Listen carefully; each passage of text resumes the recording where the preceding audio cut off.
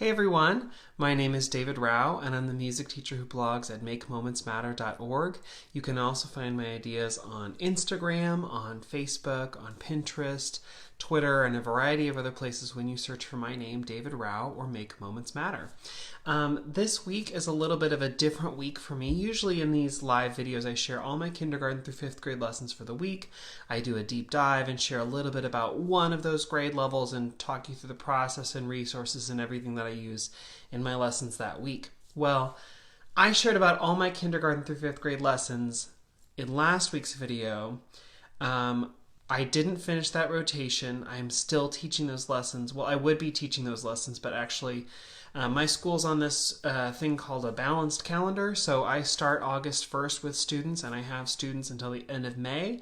And so that means that about every 6 or 7 weeks we get a full week off. So we get a week off in September, one for Thanksgiving, a full week for Thanksgiving, this week in February, and then a week off in April. So I don't have students this week, and even if I did, I would be teaching them the things that I shared with you last week, so it feels redundant to share those things again. So instead, I've decided that today I would just take a day and talk about substitute teacher planning. Ooh, sorry, I knocked over my video here, and talk about substitute teacher planning because I've been sharing about that on Instagram. I've been doing stories every day about lesson planning, things you can do, but that's tricky because those stories are only like 15 seconds long, and so a lot of people will miss things or they get jumbled up or confusing. So I figured I would just take a video here, a week here, to share about how I put together all those plans, how I organize the technology, some of the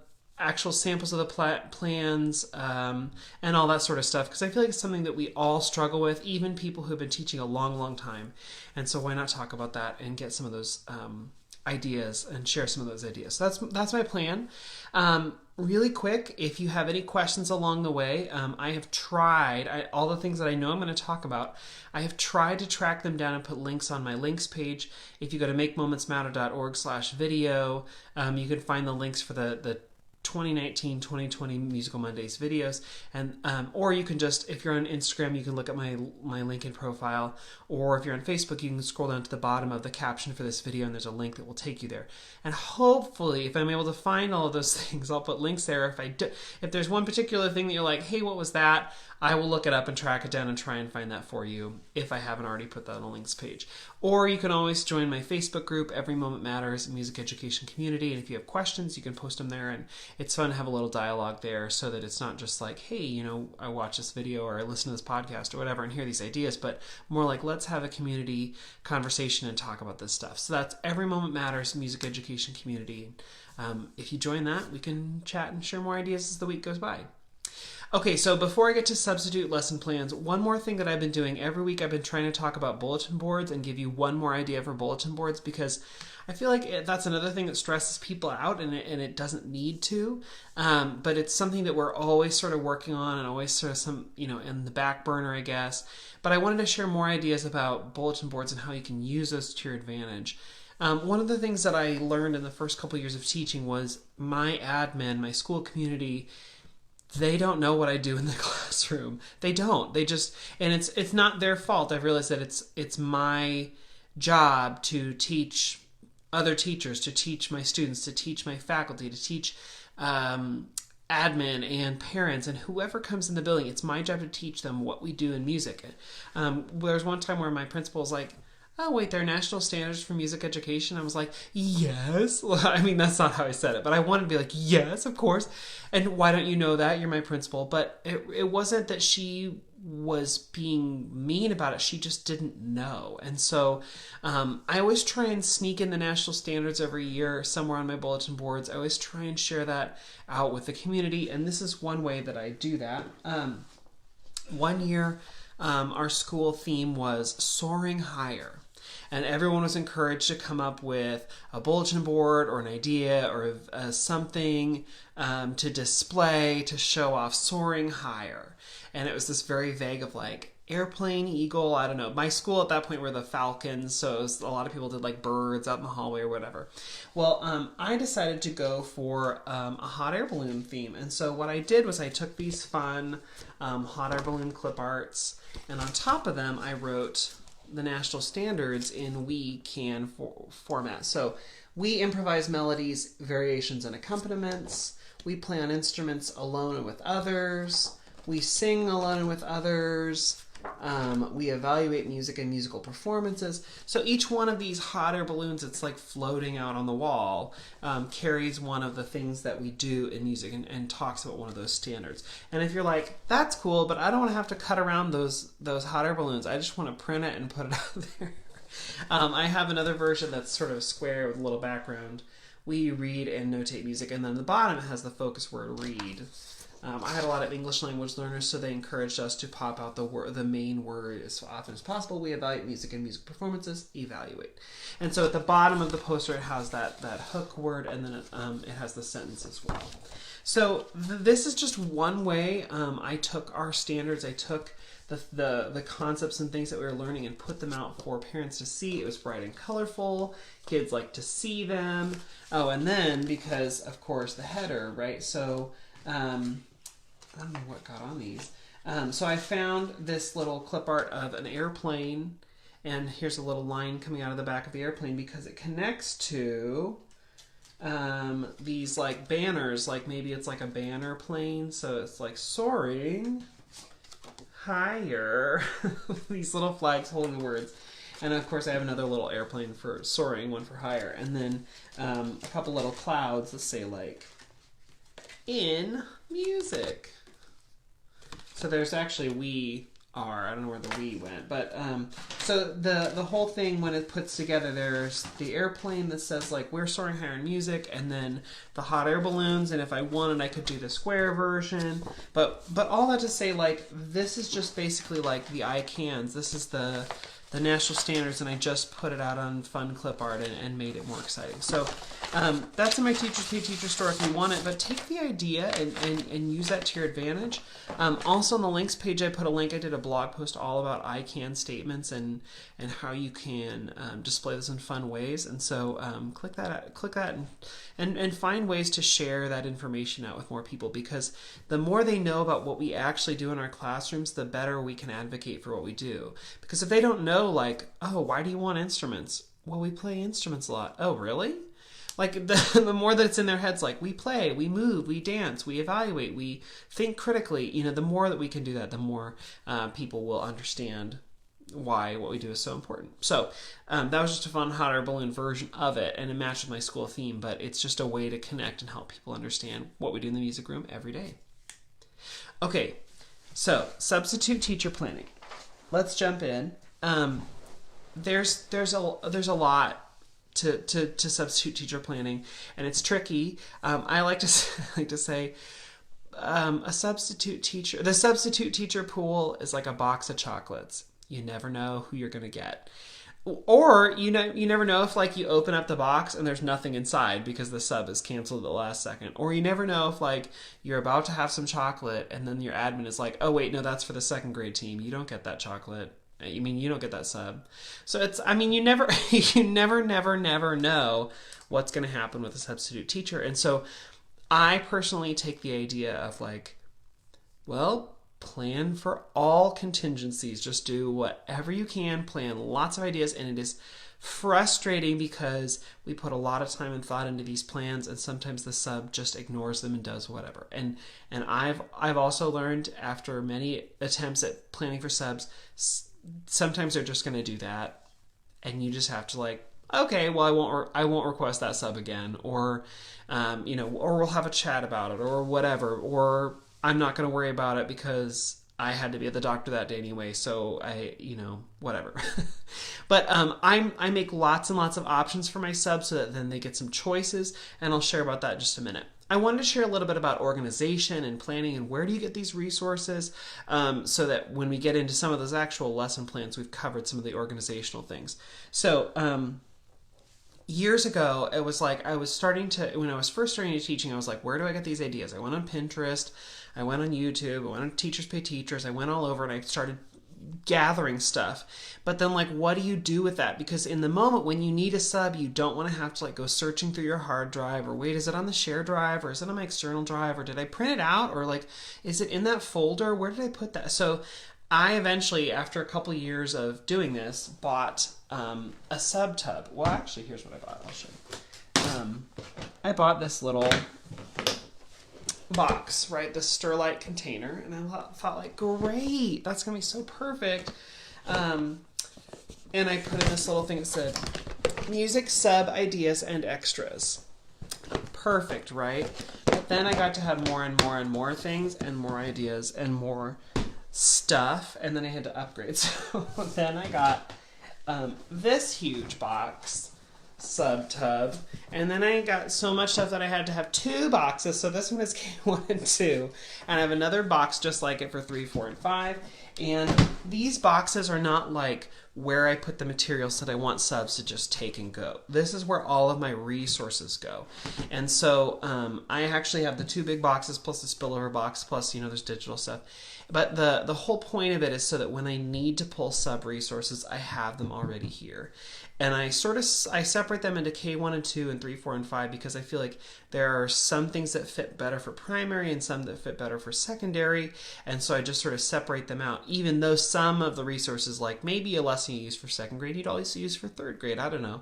But I separate them out by grade level in the boxes so that when it's time, I can pull and use or pull and rethink or whatever. And so that's where all of the stuff goes. And I'll get into those in just a minute. Also, I keep, I have a couple binders. So the first binder, this is the one I leave for the sub. It says very clearly, Woodstock Elementary Music substitute folder. So inside, and this was something that, in my first school teaching, they were like, you must have a red binder. Where is your red binder? And I was like, is this like a literal red binder? Are we talking about the idea of the red binder? And they're like, no, literally a red binder with all your sub stuff. And so I bought this red binder and I put, the thing. And then inside, I have emergency information. So this was the protocol that we used.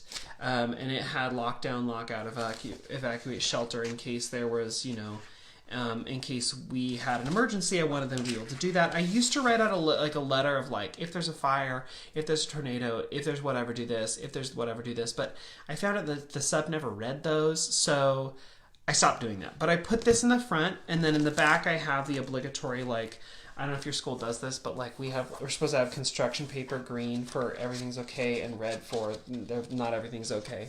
And so I have that in the back of the folder too. Just in case, like they need that in case there's an emergency situation. They've done drills before where they don't announce, and so I have to have all this ready. And then each one of these, so I have a 7-day rotation, so I have 7 tabs here. And there's a little sticky note that says seating charts and rosters if you want them. I can't show those to you because it's my students' personal information. But I have, for each of the rotation days, I have my seating chart with student pictures. It took me a while to create those when I was setting up my year on Idokio, that iPad app that I've shared about before, that I talk about, that I use for attendance. I can actually print those attendance views out. So I just printed everything out from the daily iPad app that I use, and then I put it into a binder so that if the sub needed to go through, they can see the seating chart, they know the kids, they've got all the names, and that has been a lifesaver for planning for a sub, so they have all that information. So that goes into the red binder, and then on the back is my schedule, my class schedule with the 7 days and the teachers and whatever. This is sort of like for a sub, so they have and can take this. It has rosters and faces and pictures and all that sort of stuff. So if they ever need it in an emergency situation. Another thing I leave for a sub that the sub would see, because they would see like my piles of like lesson plans, they would see the binder and they'd see a couple other things, but like they don't see the sub tub. They don't peruse through there. I don't want them in that. But another thing I leave for a sub is this, a substitute report.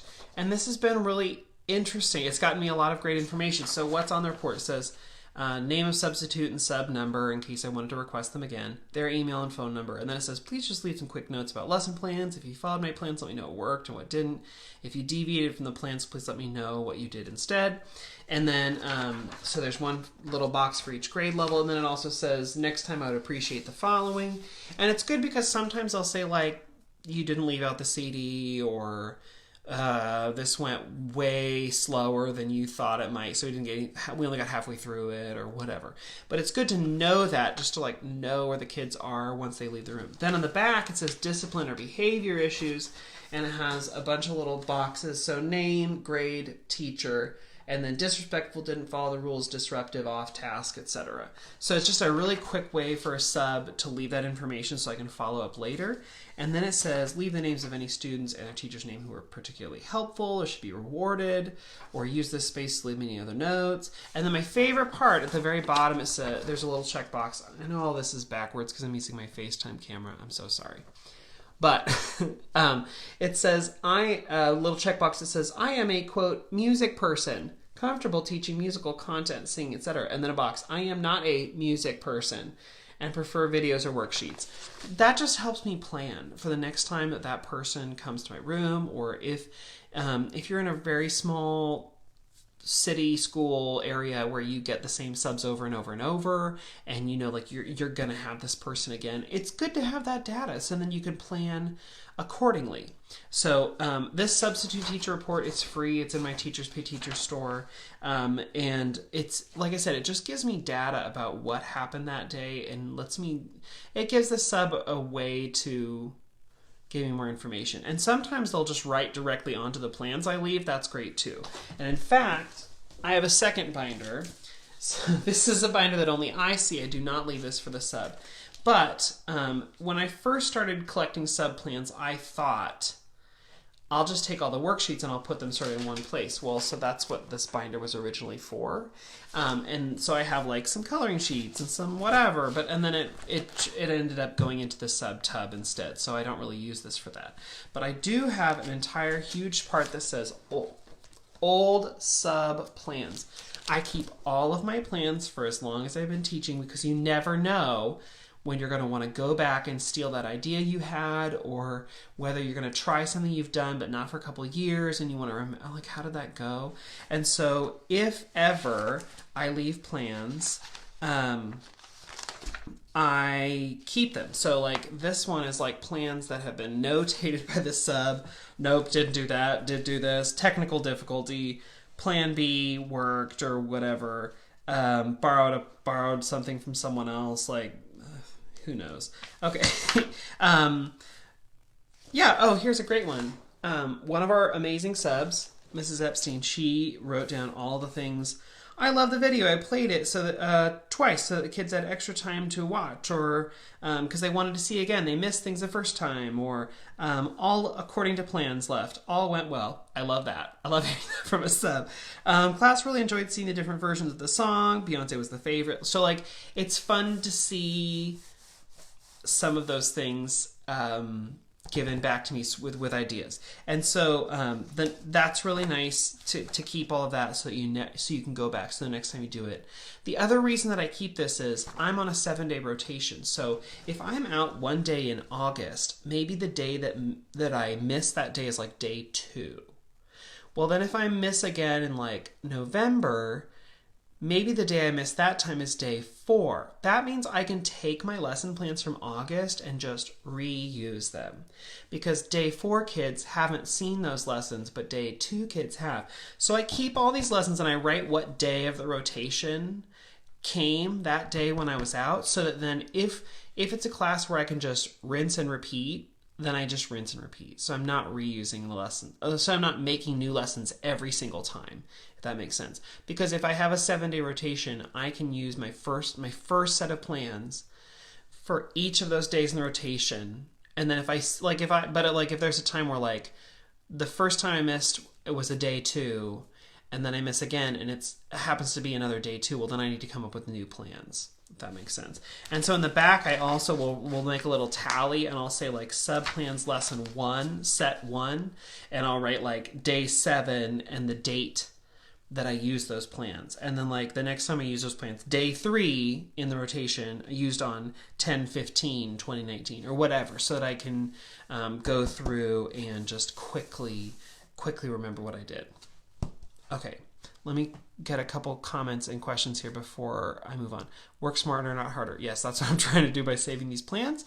Let's see. I usually put a post on my sub activities where I can write down which classes have done which activities. Super smart. I actually, on the sub plans that I print out and leave for sub, I just mark on it with a marker because they're not going to need it again, so I just write on that.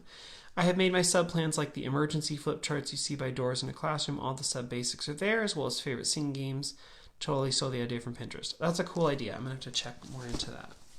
Okay, so 2 binders. The one that I keep for myself for like holding on to all those old sub plans, and then the binder that I give to subs with seating charts, plans, a sub report, and all of that, and emergency information in case they need it for whatever reason. Okay, that's a little bit about the just organization stuff I like leave on the desk.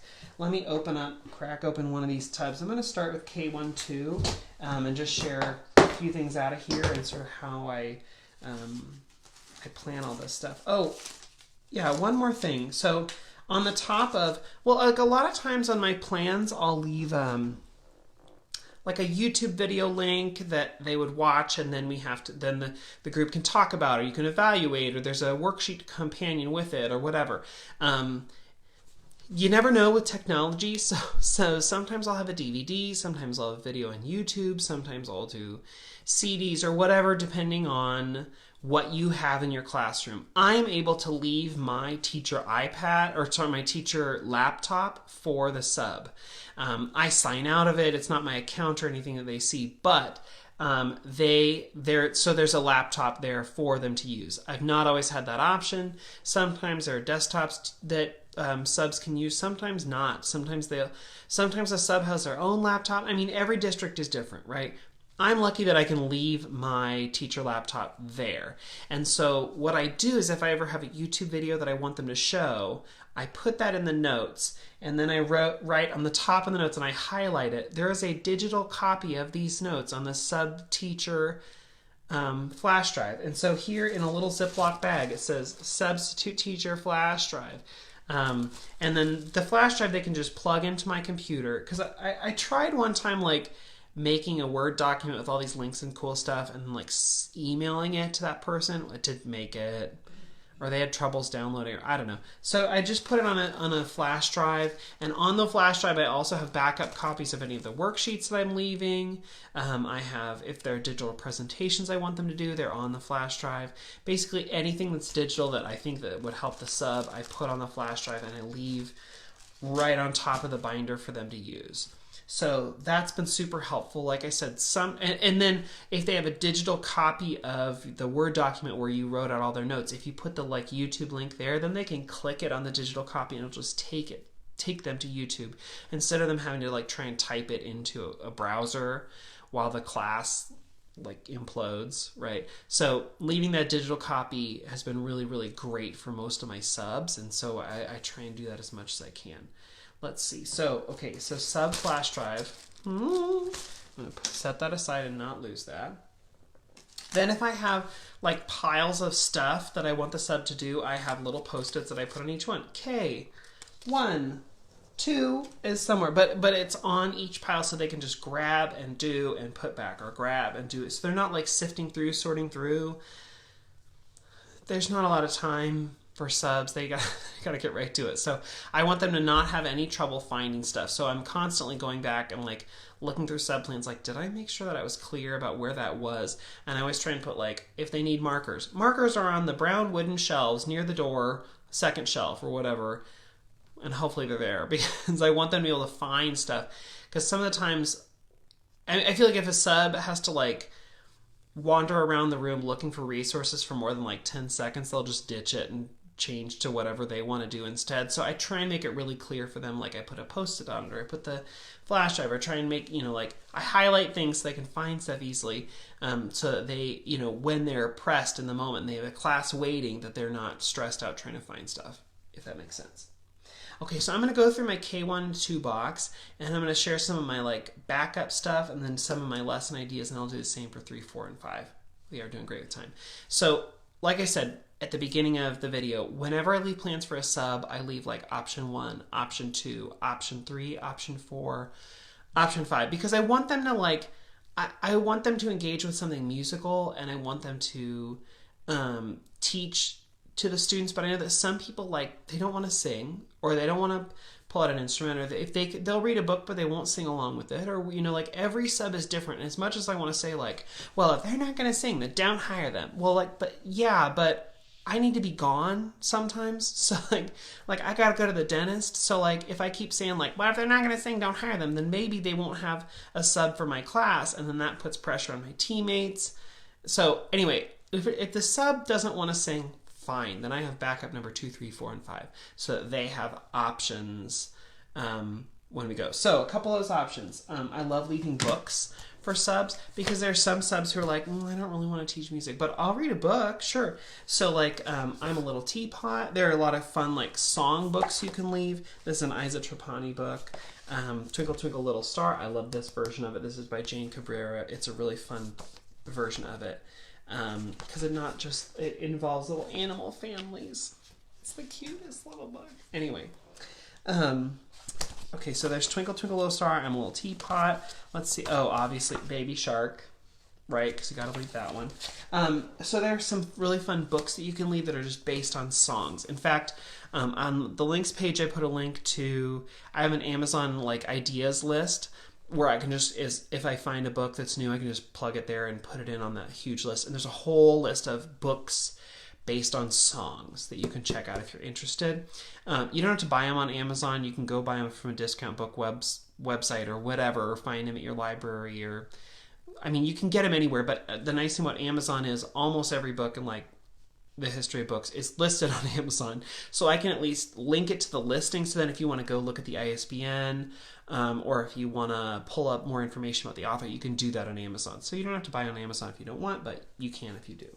So okay, so books are in there. Let's see. I've got some other books that are really great. I'm going to share more about John Lithgow later, but basically anything by John Lithgow that he's written. He's an actor. But he's also written some children's books, and a lot of times they'll come with like a CD, often of him reading the book, and usually there are musical elements to it, so he'll either sing along or there'll be some sort of track that goes with it. So that's really cool, so I like putting those in there. Some of my favorite books are by Eric Litwin. He wrote Pete the Cat, and he has this whole book series called Groovy Joe. There's Groovy Joe Dance Party Countdown. There's Groovy Joe Ice Cream and Dinosaurs. And each of these books, because he was a teacher who gets it, he before he became like a famous author because of Pete the Cat, he was a really good teacher and a good teacher of English or ELA, English Language Arts, or whatever. So these books are really great for kids who are beginning to read. They're great for teachers who want to leave them for a variety of reasons. So one of the things he included is, it says download free songs. Download the song and story. He has recorded himself reading his own books, and there are songs for the books, and he's recorded himself with like professional guitar and drums and whatever, a little song to go with it. So if you get these books, you can download the recordings for free, and then even if the sub is like, I'm not going to read that, you can say, great, just flip the page and press play, and he will read it for you and do the singing for you. So it's a really fun resource to have in there. And those are Groovy Joe by Eric Litwin. But he's also done Pete the Cat. He's done The Nut Family, just lots of fun books. If you have recently done something seasonal, if you've done like Thanksgiving or Halloween or whatever, and you read books in class, take those books and put them in your sub plans. So Over the River and Through the Woods, after I finished doing that, I put that in my sub tub. Here's another version of Over the River. So that's fun too. If you did one version of the book but have a different version, you can put that in and the kids can compare and contrast. That's super fun. Let's see. This is another one, 'Twas the Night Before Thanksgiving. So this is a fun, it's just another fun chance for you to take books that you've done in class or that are tangential, like linked to books you've done in class, and put them in the box. put them in the sub-plans. So, like I said, if we did the version of Over the River and Through the Woods, then maybe I'd put this one in the box and kids can see how it's different. It's really easy to do that with these books. There Was an Old Lady Who Swallowed a Fly. Well, there were 1,000 million copies of that book. And so I put in, Valentine's Day, guess what? She swallowed a rose. Okay, and then there's this one. There was a bold lady who wanted a star. I know an old lady who swallowed a pie. You can go on forever and ever and ever. In fact, I have a whole page on that Amazon list just dedicated to old lady who swallowed whatever seasonal thing that you want her to swallow for that story. A pie, a rose, an egg, a bird, a bell, I don't know. There are lots of things. And so those are fun books to put in your sub tub, because if you've already done that lesson once, then you can just keep reusing that one forever and ever and ever, and kids will still like it for the most part. Okay, so books are a great thing to put in your sub tub as a backup. The ultimate forever backup for subs is, let me just play a movie. And so, but I feel like the subs always are wanting to do that, like, what's a DVD I could show?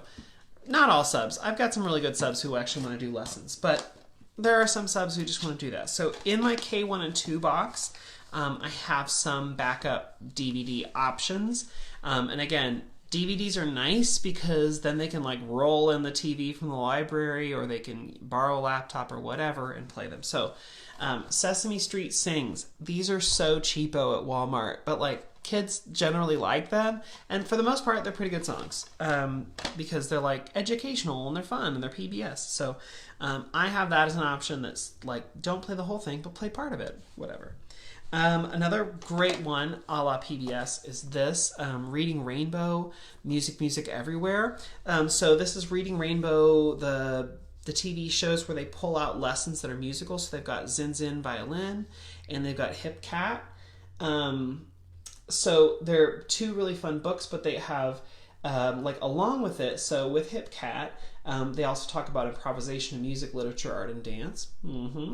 And then they interview Joshua Redman, who's a jazz saxophonist. He talks about his life and music for Hip Cat. And then for Zin Zin a Violin, they talk about they learn about the Juilliard School of Music, and they meet the cast of Stomp, along with all these things. And then it says there's also bonus segments from other Reading Rainbow episodes: Berlioz the Bear, Ty's One Man Band, Barn Dance, Mama Don't Allow, Borreguita and the Coyote, and more. It's a really cool DVD if you can find it, and I'll try and track down a link for it. I don't know if I found that one online, but I think I got that one through like a DVD swap or found it somehow randomly online, but it's a cool book to have. Okay, let's see. The Biscuit Brothers, this is another one that was given to me. This was a PBS show, I think. Yep. Okay, so this one has, this DVD has 3 full episodes from season 2, so there are multiple episodes. This one has dynamics, tempo, and conduct yourself, along with a sing-along episode of Best of the Symphony Barn, and all 12 installments of Instrument of the Day. So super, super musical, funny, cowboy themed, but this is volume 2. So there's a volume 1 out there somewhere. But again, this was one that like I think a retiring teacher gave to me, and I was like, I don't know. And then I put it in the sub resources and I watched it. And I was like, yeah, okay, cool. Because kids are all about it. They like watching it. They think it's a little silly, but they also are learning as they do that. And then my favorite all-time for K1 and 2 DVD is this one, Jill Trinka. Jill Trinka is an amazing, amazing, amazing teacher. And so this DVD is basically, she went to the Bass Hall Children's Concert in Fort Worth, Texas. She went to do this special concert for kids. They videotaped it. And so what your kids do when they watch it is they basically become part of that kid audience that is watching and participating along. So anytime Jill says like sing along, they can sing along. Or if she's like, what's happening? Kids will start answering in your class. So like I've seen this happen. It really does happen. But it's super fun. And in the like 50 minutes that this happens, she does a greeting, a vocal warm-up. She does a couple songs. She plays the dulcimer, the banjo. The auto harp. So like lots of fun little songs in here, and she's just a really great teacher. She's a Kodai teacher, and so like you're gonna get a lot of really good stuff in here. Okay, super good DVD. But that's not just like, they're not just like watching Enchanted, like they're actually like learning and doing stuff. So that's really cool. Okay, let me jump into some other things that I put in here. And as you're searching for like sub ideas, I know it's sort of like, what am I going to do? There's a book in the secondary box I'll show you in a second, but there's this book called Help, I'm a Substitute Music Teacher. This is by Cheryl Lavender, who became famous in my heart for Instrument Bingo. Instrument Bingo, lovely. So Cheryl Lavender wrote this other book called Help, I'm a Substitute Music Teacher. And some of these things I think are maybe a little bit too hard, or maybe it would be good if you had like a long-term sub who is musically inclined or whatever. But this is a super fun resource to pull things from, because even if you're like, I don't know about this 1 or 2 lesson, it's just like page after page of things that you can borrow and steal and use. And it's pretty simple, the lesson ideas and the things that they do. It does give a sequence for the teacher. It gives option for variation. It gives the rationale, and then possible grade level. And I like that she says like K through 2 or like K through 3, because I feel like a lot of times I'll share a lesson and people will be like, David, why didn't you tell me what grade to do that with? Like, well, I don't know. It depends on your students, because like I see students once every 7 school days, and some of you see them every day. So what I can do as 2nd grade, you probably are doing in like 1st grade, because you can go faster. So I like that she leaves like a sequence of like K through 2, depending on what your kids can do. You get to decide whether that's appropriate or not. So that's a fun one from Cheryl Lavender. Help, I'm a Substitute Music Teacher. There's another book that I'm going to pull out a little bit later, but this one, if you've ever used Activate magazine, journal, it's not a journal, magazine. Activate is super fun, and you can get, I think, a subscription for it. I'm pretty sure. But it has tons of little lessons and songs and things. And again, like, I don't know that you could use every single thing in this for a substitute. You could use a lot of these lessons for your own classroom, but sometimes they'll include like worksheets or research pages, things like that, that maybe you do some of it in class and then you leave the worksheet for the sub to do as a follow-up, or you have part of the lesson that the sub can teach and then there's an extension you'll do later. But the cool stuff about this, it gives you lots of ideas. So if you are able to get, like, this was something that when a teacher retired, they were like, hey, do you want a couple years of this? And I was like, yeah. So even though it says like April 2012, I can still pull ideas from here and use them. So those go in the sub-tub so that I can pull out and use them as needed, depending on what my kids are going to do. Okay. K1 and 2 I think is really hard. And K and 1 especially, a lot of those lessons are watch a movement video like a Go Noodle or something like that, and move and play with that. Read a book that you can sing along with, or find someone reading a book on YouTube. And then kids move as much as possible, do fun little songs and games and things. And then one thing I always try to include is let them color. Because the sub's like, oh, I've done all these things, now what? Well, kids like to color, and so I have some coloring pages, and they don't get to do that normally in my classroom. There's no time. So I leave, these are from Melody Payne, and I linked her on my links page, but they're just instruments, so like tambourine or clarinet, or I'm looking at these backwards, so that's not an oboe, can't really quite see, flute, conductor. So they get to go through and can color, and if you've done like a video or a story about instruments, then this is super perfect. They can just go in and color and have fun with that, and then take it with you. Like, don't leave it here, like, take it with you. Another one that I made, and I actually made this as like a bulletin board set, and then I realized, why not do a black and white version and also use it for coloring pages? So it's instruments playing, animals playing instruments. So the alligator playing the accordion, or the dog playing the drum, or the fox playing the flute. So kids love going through and coloring and choosing an animal or choosing it by the instrument or whatever, and they love going through and doing that. So I linked that on the links page too. But it originally, like I said, I made this as like an instrument alphabet to go up above your board, and then realized like, why not just print it in black and white and have kids colored in? So that's also what I use it for. But I think coloring sheets are really great. You can have the sub play music while they color. You could just let them color. But letting them do that and experience and see the instruments, I think that's worthwhile. So, and it's something that the sub can absolutely handle. Oh, they're coloring. Cool, I can do that. I think the more intricate you get with sub plans, the more the sub is like, I don't know if I can do this. So especially if you have like, play this video, watch this thing, learn about these instruments, play Hip Cat, the Reading Rainbow version, and then color in some coloring pages. The sub's like, yeah, I can do that. Okay, let's see if there's anything. Oh, this was another time where we had just done the Nutcracker, and so I found some like Nutcracker coloring pages. Oh no, the rat came. And so then the kids got to color that. We didn't use all the coloring pages, so I didn't just recycle them. I just put them in the sub tub. So the next year, if that rolls around where I'm gone, because every year my chorus tour is like the month of December, and I know I'm going to be gone every year during that one day in one day in December. Well, then I'm going to keep any extra Nutcracker coloring pages I have, because I know I'm going to use them next year. Okay, let's see what else is in here. Another great lesson that I love using for K1 and 2 is I Know a Shy Fellow Who Swallowed a Cello. Super fun little story. Basically, there was an old lady who swallowed a fly, only it's music themed. And so I love using that one. And it's great to just put in here and use, especially if they've used was an old lady who swallowed a fly, and they've already done that, and like, I'm bored with that. Well, then there's another cool version of that. Lindsay Francis, good coloring resource for music in motion, Carnival of the Animals resource. Cool. I haven't seen that one yet. Or I bet you could probably find one. I'm not familiar with music in motion so much. You could probably find one on Teachers Pay Teachers if you buy a kit with that.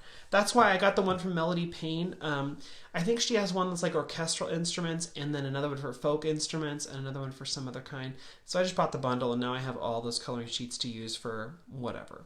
But I love the idea of Carnival of the Animals. I have a book that could go with that, so I'll have to track that one down, Lindsay. So speaking of Teachers Pay Teachers, I pull a lot of great stuff from the website to use.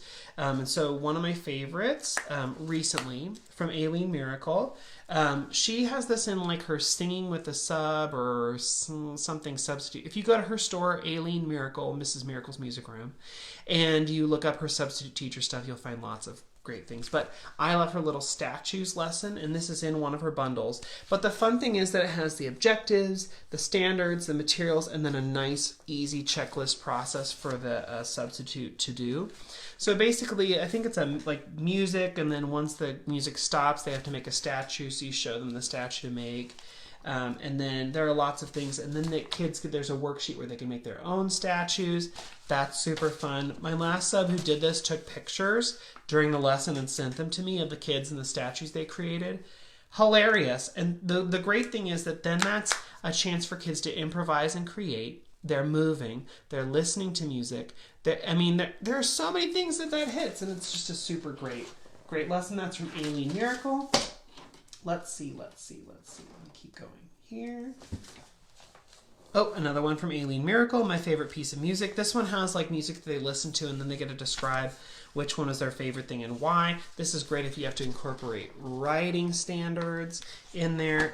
Aileen has a lot of great resources that I take and I pull and I use for subs, and especially, like I said, because she gives like a readout of like first this, then this, then this, then this, especially for subs who have trouble, like I don't know how to teach that. Well, then this gives them a step-by-step, and it's musically themed, so I love that.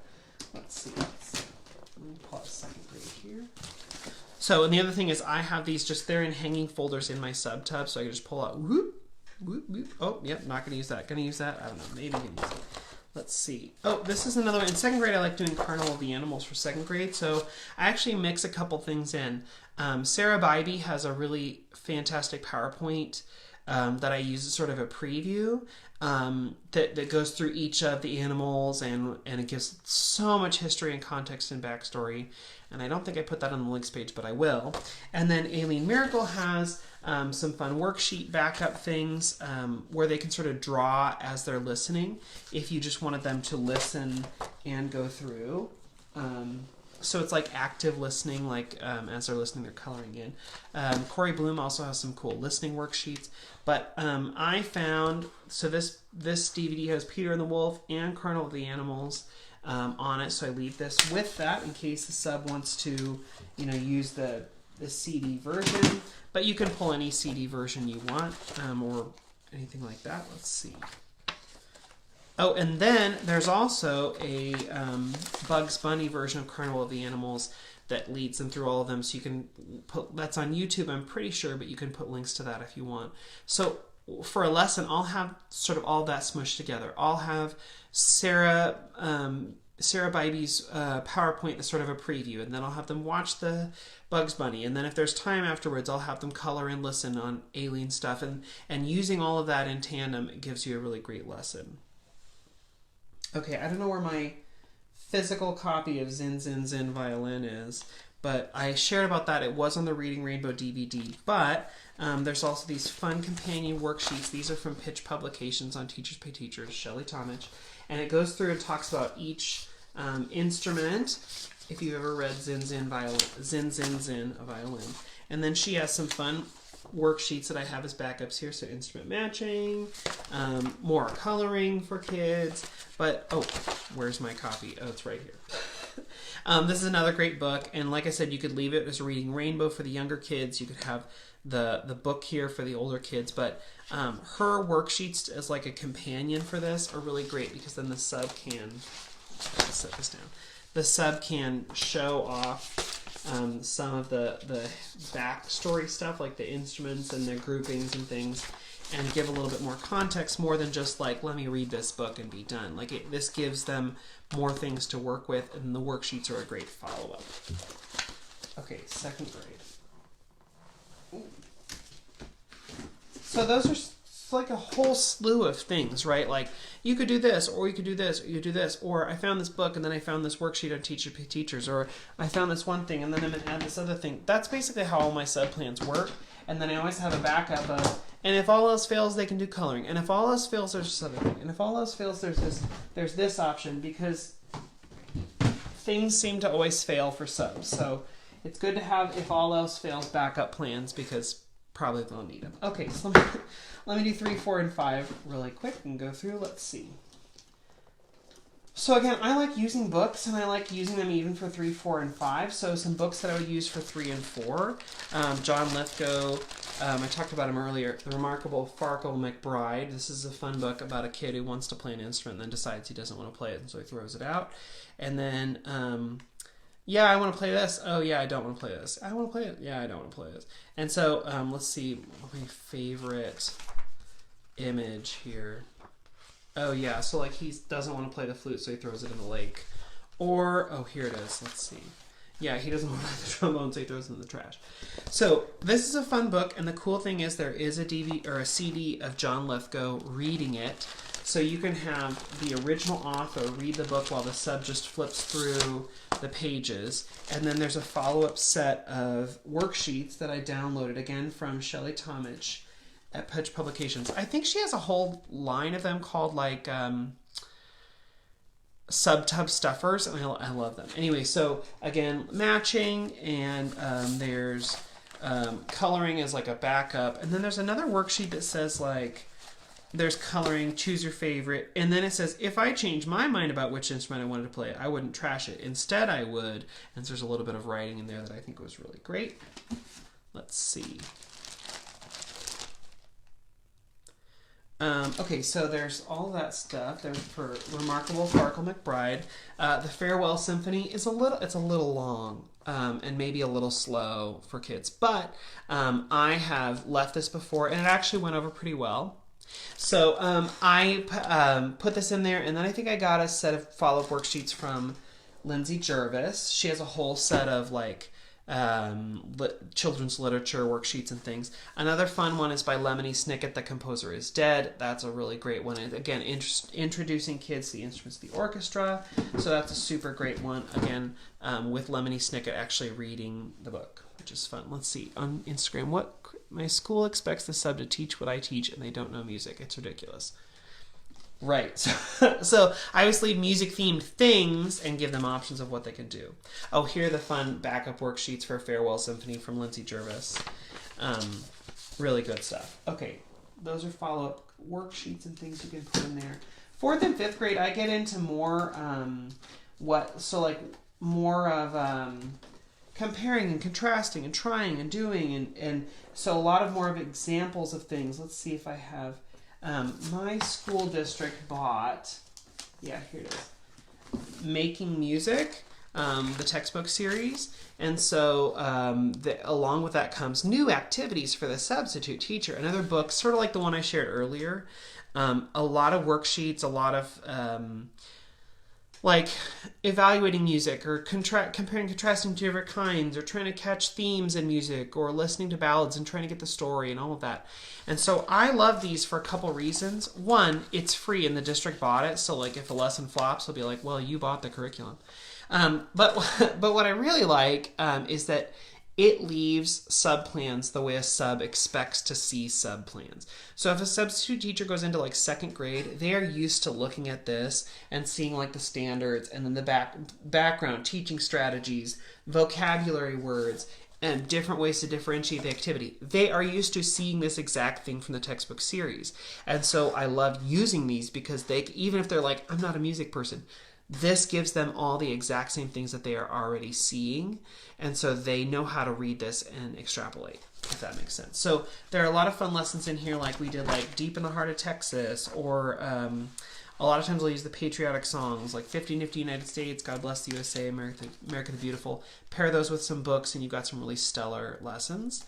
Lindsay says, do you get assistance with funding for all the literature you have for your room? Ha! No, I don't have a budget. So I buy things either when I see that they're cheap on Amazon, or I get gift cards from people and use those on Amazon, like for Christmas or whatever, or my school exchange or whatever. Or whenever the book fair comes through, the librarian makes sure that I get a free book out of it, or a discount book or whatever, so I use that. Or go to betterworldbooks.com or thriftbooks.com or abebooks.com. You can buy like library disc cards that you can use in your classroom. So for any of these things, and I'm like, here's this lesson based on a book, you don't have to buy the brand new book, especially if you're going to leave it for a sub. Give them an old ratty book that has been through some things, and they're going to try those. So again, there's some really fun lessons like this one. The kids get to make a fortune teller. You know, those little like, we call them cootie catchers, the little like, you know, like the little paper things. Aileen Miracle in her substitute teacher lesson pack has this really fun lesson on how to make a fortune teller with musical objectives inside. That's super cool.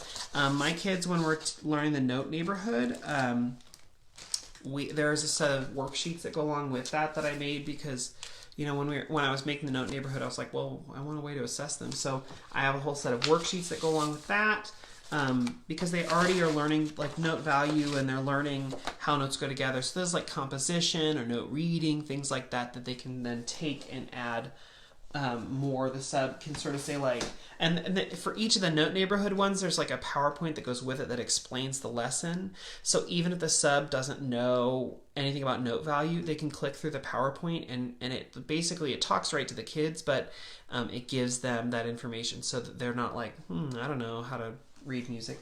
So then they're actually spending time, the kids are actually spending time composing and arranging. I think 5th grade is especially hard for me. So here's some things that 5th grade, like I lean into that, the book that the district gave me, the new activities for substitute teacher, because this has really great stuff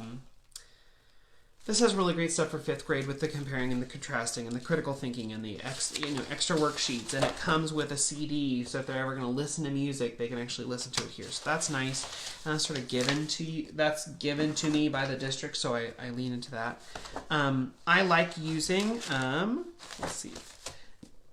I, a couple years ago, was teaching about the treble clef and stumbled onto EGBDF stories. So EGBDF for the lines of the treble clef, but each, when we do that, the kids get to come up with their own E, G, B, D, and F stories.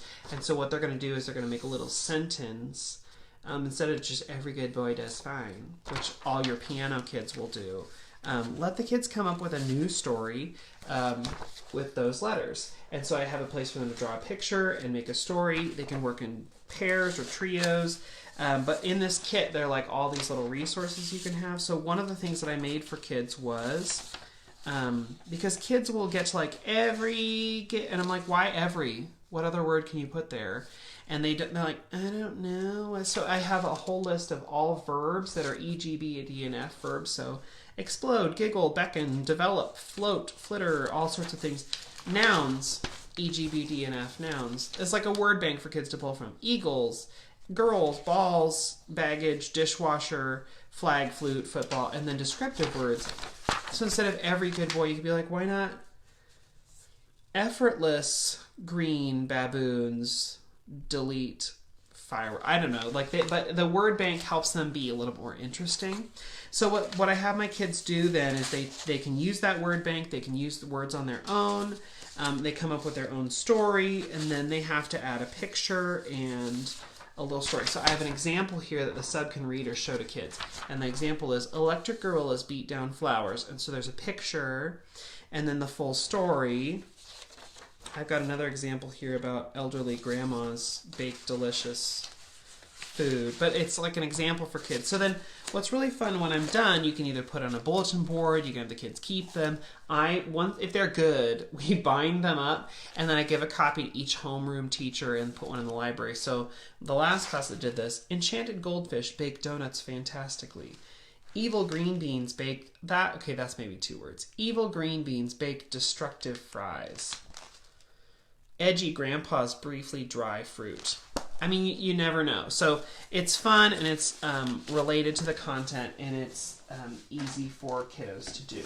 But especially because I put in the word bank, because I put in my example, because I gave a little outline of how teachers might teach that, I make that a little bit of an easier activity for those people. What was the PowerPoint? The note neighborhood is what I was talking about, and I'll put that in the links. If you click the link in profile, you'll be able to find that. This is another couple things if you're very brave. Okay, so this one's not so brave. Instrument bingo, it's like just a class favorite. And so I make sure they're all of the conductor cards, which show the sub what sound is playing. It comes with sounds for the kids to listen to, and then each kid gets their own card. Well, I also make sure that I add like a bag of counters so that they can actually cover up the things. One year I left instrument bingo and forgot to leave counters, so the sub was like, well, we would have done bingo, but like there was no like we're supposed to cover up or punch out, or I don't know. So like, okay, right, so I gotta leave counters, and then then one year I left it and they're like, but there was no prize. Oh, right. So instead of like leaving candy for the sub to give out or some other prize like that, because I don't know if I trust the sub to give out that, or what if some kid like, I don't know, is allergic, or I don't want the sub to have to deal with food or anything like that. So my rule is if you win instrument bingo, you can sit anywhere you want in the room. The teacher chair, the piano bench, the comfy chair, the rolly chair, I don't care. And the next person who wins, they can sit anywhere they want, even if it is already occupied. So if somebody else, some other student chose to sit on the piano bench, they can kick that kid off and they can sit on the piano bench. Oh my gosh, how exciting. It's just a silly thing, but like kids for some reason really like that. Okay, a couple more if you're very courageous. My kids are able to do this, probably because I've been there long enough and we've talked about instrument care. I have a whole set of task cards for instrument exploration. So there's non-pitch percussion. I have a whole extra set for pitch percussion, ORF instruments, so they can go through with an instrument or two and explore a little bit. That's super fun. I also have a set of those for ukulele. So if you want if you've done centers, you can pull some of those resources and have kids do these in centers instead of the whole class. But ukulele task cards along with a deck of chords. So like the chords they get to play. So I've shared about those on Instagram. You can go and check out that story if you want. But again, it's just giving kids more musical things to do. And so they have options for instruments. Let me quick do my backup DVDs for this grade because I'm almost out of time. So for 3, 4, and 5, my backup DVDs, one of them is this whole series of Beethoven Lives Upstairs. I remember watching this when I was in elementary school, but it's a little bit hokey, but the kids think it's interesting, especially for 3rd grade or 4th grade. And there's a whole set of these, Beethoven, Bach, Haydn, whatever, and it like gives a little bit of a history to that person and like gives a narrative about it. Stomp, any sort of Stomp videos are great. So I've got Stomp Out Loud, I've got Stomp Live. The kids like watching these. Anna Music, I don't use very often, but it was given, and it's interesting. Electronic, I think it'd be really, really cool when it came out in 2005, but kids still like watching. And then one of my ultimate favorites is this one, Blast. It was on the West End, Broadway, maybe Broadway, but it's basically like if you took like a marching band and color guard and winter guard and just shoved them on a stage, and it's super cool, interesting DVD. Okay, I'm going to say goodbye to Instagram, and I'm going to finish up with Facebook here. Thanks everyone for Instagram. Bye. So there are a lot of cool DVDs that you can leave for them instead of just like, let's watch Enchanted. No, let's not watch Enchanted. These are all really cool. So Stomp, you can find those online, or a lot of people have them, or if as teachers are retiring, say like, hey, what backup DVDs do you have? And you can get a lot of those. Anna Music, I don't know if it's an okay resource. Please leave your comments about Anna Music if you've used that before. But the Beethoven Lives Upstairs, this series of things from the children's group, that's good. You can find those online at childrensgroup.com, or I'm sure it's on Amazon. And then Blast is a really, really fun one. Again, this is a PBS recording. And this one is, how long is it? Approximately 115 minutes. But it is like separated into vignettes. So like there's like a 10-minute segment and a 15-minute segment. So if you have like 10 minutes at the end of your class you want to put in there, you can totally do that. Okay, I hope this has given you some ideas about what to put in your sub plans. In no way is this definitive. And if some people are like, he's got a lot of stuff. Well, yeah, I've been collecting it for years and years and years. So take a couple things, try them out, or just start collecting. And like I said, the sub tub is there. So like if I get an idea, I put it in the tub. And if I get, if I get resources or I have leftover things, I'll just put them in there so that I can use them the next time. Because you just never know when you're going to need them. And like I said, I leave options. I leave DVD. I leave book. I leave coloring. I leave this. I leave that. I leave a game. I leave something more active or something not. Just so that the sub can, in their comfort level, choose something that they'll be able to do. Because if you say like, I want you to sing these songs for the students, maybe they won't. I mean, maybe who knows what they'll do. So leaving options is really great for subs, and leaving options with like a checklist of like, if you're teaching it, here's the way you might start, here's what might do next, here's what you do next, here's what you do next, is helpful for them. Or if you buy like from Teachers Pay Teachers or whatever, it's nice to do that for you because then you stress less, but they also usually come with a checklist of like first this, then this, then this, then this. But leave them options. Okay, if you have questions along the way, I'm sure that there are things from the subtip that I did not put links on the links page, but check out the links page. I've tried to put a lot of things on there. If you have questions, please shoot me a message or ask or whatever, or leave a comment here, and I'll try and get back to them.